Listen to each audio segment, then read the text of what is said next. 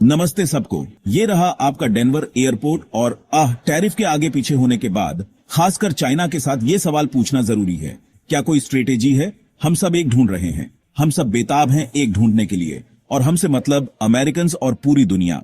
White house से सब कुछ बिल्कुल कैओटिक लगता है, और हो सकता है कि ऐसा हो, लेकिन हमारे पास ट्रेजरी सेक्रेटरी थे मिस्टर बेट, जिन्होंने कहा कि असली मकसद चाइना को घेरना है। उनके शब्दों में, पहले हम अपने एलाइज के साथ डील करेंगे। वो अच्छे मिलिट्री एलाइज रहे हैं, पर इकोनॉमिक एलाइज कम अच्छे, और जब हमारी डील पक्की हो जाएगी तब हम सब मिलकर चाइना का सामना करेंगे। और मेरे जैसे इंसान के लिए जो बड़ी जियोपॉलिटिक्स में खेलता है, ये बहुत सेक्सी और अट्रैक्टिव है, और शायद इसे करने का एक इफेक्टिव तरीका भी। लेकिन कुछ प्रॉब्लम्स हैं। सबसे पहली और साफ, ऐसा अभी तक हुआ नहीं है। ट्रंप एडमिनिस्ट्रेशन, सच कहूं तो डोनाल्ड ट्रंप ने सभी एलाइज को धमकाया है, कुछ को मिलिट्री इन्वेजन से भी, और ये वो चीज नहीं है जो आप तब करना चाहेंगे जब कोalition बनाना हो। लीडरशिप और कोऑर्डिनेशन का इश्यू भी है।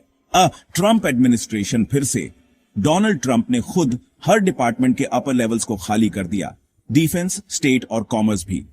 तो स्टाफ ही नहीं है जो एक साथ कई नेगोशिएशंस कर सके, बस डोनाल्ड ट्रंप है। और अगर आप मानते भी हैं कि वो दुनिया के सबसे अच्छे नेगोशिएटर हैं, फिर भी वो एक ही आदमी है और उनके पास और भी काम है। तो ये सोचना कि वो कई देशों का कोalition बनाकर चाइना के खिलाफ नेगोशिएशन लीड कर सकते हैं, ये उससे बिल्कुल अलग है जो आप रोज देखते हैं। टैरिफ की तीसरी वैल्यू के आधार पर अब हम 125% तक पहुंच गए हैं। मुझे लगता है चाइना के साथ टैरिफ लेवल यही है।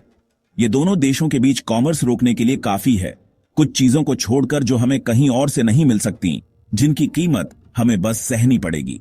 ट्रेड लगभग गिर ही जाएगा, और ये तब है जब आप ये नहीं सोच रहे कि 17 अप्रैल को चाइनीज शिपिंग कंपनीज और चाइनीज शिप्स को अमेरिकन पोर्ट पर पहुंचने पर एक्स्ट्रा फी देना होगा। यहां नेगोशिएशन की ज्यादा जगह नहीं है, और चाइना को घेरना भले ही मुझे देखने में अच्छा लगे, मीनिंगफुल नेगोशिएशन रिलेशनशिप के लिए सही नहीं है। और फिर वो छोटी सी इंटेल चीज, जब से मैंने टैरिफ इश्यू पर काम करना शुरू किया, एडमिनिस्ट्रेशन के लोग मुझसे कांटेक्ट करते रहे हैं, और सबसे एनलाइटनिंग मतलब दो लोग। पहला, वो जो मेगा वर्ल्ड में है, उसने कहा कि 2 अप्रैल को टैरिफ अनाउंसमेंट वाली सुबह उन्होंने अभी तक इसे बनाना शुरू नहीं किया था। और अगर आपको याद हो, 2 अप्रैल को जो टैरिफ्स लगाए गए, रेसिप्रोकल टैरिफ्स बिल्कुल नहीं थे।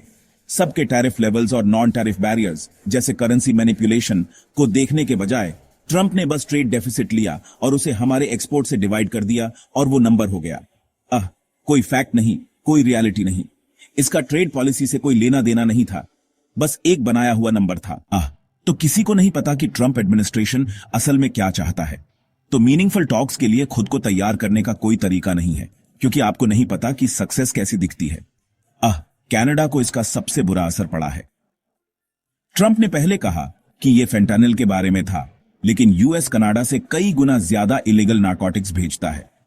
फिर उन्होंने कहा कि यह इलीगल माइग्रेंट्स के बारे में था, यूएस कनाडा को ज्यादा इलीगल माइग्रेंट्स भेजता है, फिर से 10 गुना।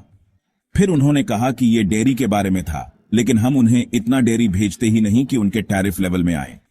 तो अब यह है कि कनाडा 51वां स्टेट बन जाए, और इससे नेगोशिएशन के लिए कुछ बचता ही नहीं है। नेगोशिएशंस सिर्फ लोगों को बीच में मिलने का तरीका देना नहीं है, आपको उन्हें बताना होगा कि आप क्या चाहते हैं, ताकि वो आपको वो देने के बारे में सोच सकें। और हमने अभी तक किसी के साथ ऐसा रिलेशनशिप नहीं बनाया है। तो ज्यादा लाइकली आउटकम यह है कि चाइना के चेयरमैन एक्सी और यूनाइटेड स्टेट्स के डोनाल्ड ट्रंप के बीच सीधा क्लैश होगा, और यह बहुत इंटरेस्टिंग और खतरनाक डायरेक्शंस में जा सकता है। फिर से यह मेरे लिए अच्छा है, केओस और डिसफंक्शन मेरा काम है, लेकिन तब तक दुनिया की सबसे बड़ी इकोनॉमी और बाकी सबकी इकोनॉमी एक धागे से लटकी है। तब तक हम रिसेशनरी, स्टैगफ्लेशनरी एनवायरनमेंट देखेंगे, जब तक ये किसी तरह सॉल्व नहीं हो जाता। अगर होता है तो